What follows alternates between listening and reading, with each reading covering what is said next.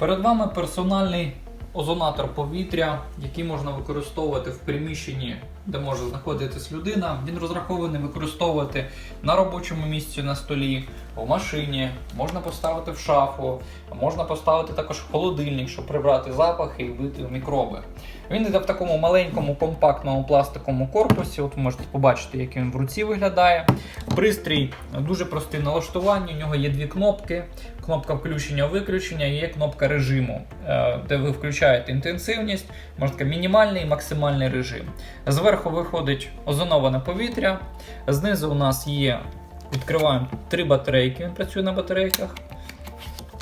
Пристрій працює дуже тихо, і от достатньо включити, він вже почав свою роботу. Ми чуємо невеличкі такі розряди, шум такий, та. І він вже працює, виконує свою функцію. Так, як казав Денис, його можна використовувати на робочому столі, там концентрація озону досить маленька, але достатня для того, щоб вбити вірус і бактерії в приміщенні. Також ви можете ставити його в шафу, в коробку для іграшок. Так, ви поставили в коробку з дитячими іграшками, він там попрацював, наприклад, хвилин 20-пів години, і ті іграшки вони вже будуть продезінфіковані.